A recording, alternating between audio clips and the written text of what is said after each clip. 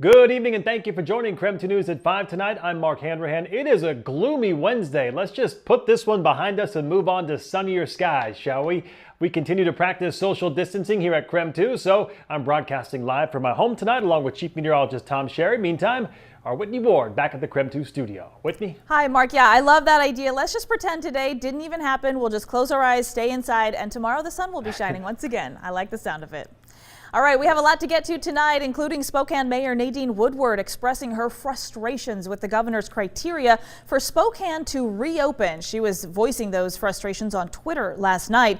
In a series of 8 tweets, she says it's unrealistic for a county Spokane size to go 3 weeks without a new case. KREM 2's Amanda Rowley now shares how the governor's office is clarifying that criteria today. Spokane local leaders continue advocating for Spokane County reopening earlier than the rest of the state based on the latest data. After a conversation with Governor Inslee yesterday, Spokane Mayor Nadine Woodward says he is sticking to the metric of no new cases for 3 weeks. We didn't necessarily get the answer we wanted today, but those conversations will continue. She shared her frustrations in a Twitter thread last night. Woodward says the 3-week benchmark is unrealistic for a county with 500,000 people. But during today's daily briefing, Spokane County Health Officer Dr. Bob Lutz says there has been a misunderstanding about this criteria. He says the benchmark of no new cases in 3 weeks only applies to smaller counties with 75,000 people or less. That will not be reachable by any larger county in the foreseeable future. Governor Inslee's office clarified the requirements today and agrees that some larger Washington counties, like Spokane, cannot meet the metric of no new coronavirus cases in 3 weeks, which is why only counties with less than 75,000 people are included in the 3-week guideline. The governor's reopening plan includes other criteria counties can meet, such as a certain number of cases per capita. According to the reopening plan, the governor and Department of Health will consider these factors in the next 2 weeks. What we are looking at, however, is maybe the total number of cases and, again, trying to identify what would be reasonable for a county of our size. Mayor Woodward released a statement this afternoon saying she appreciates clarity from the governor's office on the criteria. She says additional guidance and considerations based on a criteria larger counties can attain is appreciated and welcomed, adding she remains focused on working with the governor in the recovery process. Amanda Rowley, KREM 2 News. And another top story tonight, a member of the Pullman City Council saying that Whitman County should avoid testing people in order to reopen early. So this statement causing a lot of controversy tonight. Mark Hanrahan is standing by now with a little bit more on that. Mark? Yeah, good evening. Whitney Council member Al Sorensen says the county should just stop testing so Whitman County could reopen under Governor Inslee's guidelines. Those guidelines state that counties with fewer than 75,000 people must go 3 weeks without a coronavirus case in order to speed up the reopening process. Let's get to the 21 days and go. This right at the moment, the opening of Idaho and Governor Little moving forward with some things is even going to cause a greater problem for us than we've had in the past few months with our small businesses. The drainage to Moscow and being a border state has not been that big of a deal right at the moment because they've been shut down also. But now they're opening back up, and that small drain hole is now a giant flood. Sorensen said Pullman needs to be able to reopen to save small businesses. He added that it should be people's choice whether or not to go out in public and to local businesses. In the meantime, council member Dan Records responded saying Pullman should not try to rush reopening. This isn't healthy. It's not safe for you or your family members or your friends. Health experts say it is not safe. People are hosting infection parties to purposefully contract the coronavirus. KREM 2's Tim Pham has learned of at least 2 of those gatherings in Walla Walla. Whenever someone tests positive for the coronavirus, investigators begin contact tracing to see who that person has been around. In Walla Walla, they noticed a pattern and began connecting the dots that these folks may have tried to get the virus on purpose.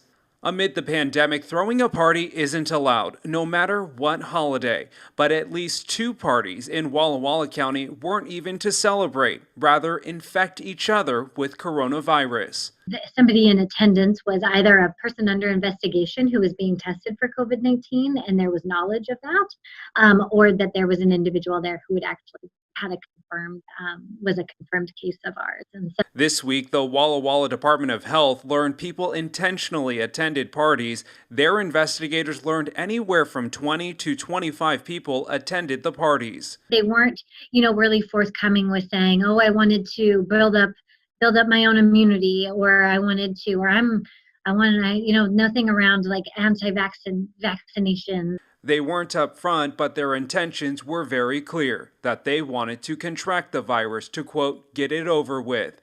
It's not a new practice. Many remember people in the 70s and 80s held similar parties to expose their children to the chickenpox.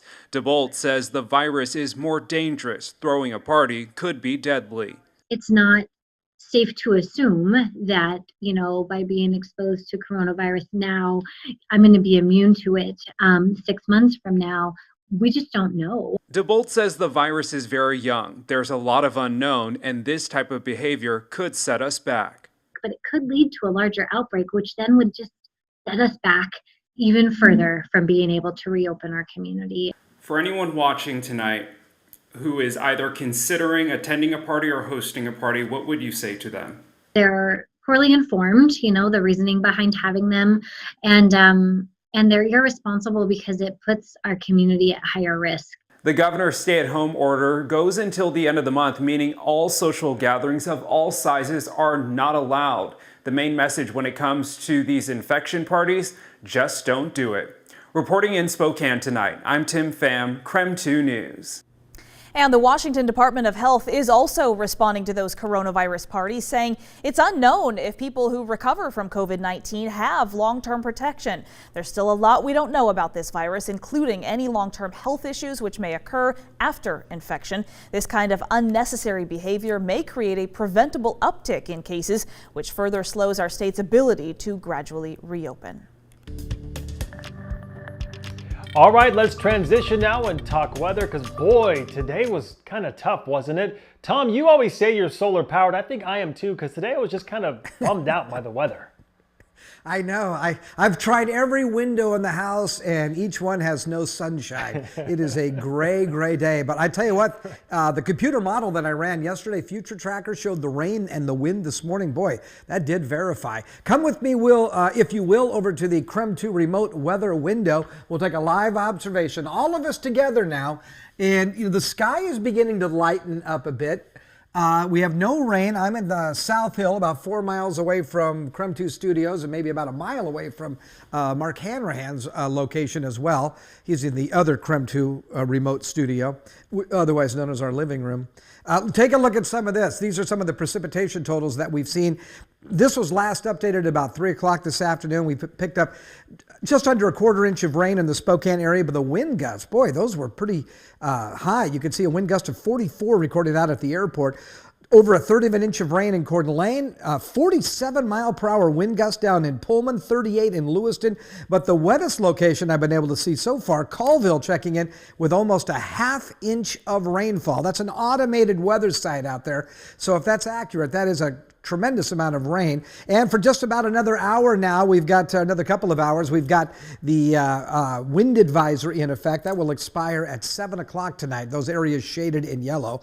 Current Doppler radar still shows our friends and neighbors in northeastern Washington and northern Idaho still getting the rain. It has dried out at my location and certainly to the west of us in central Washington. But as we get a closer view, you can see that heavy rain.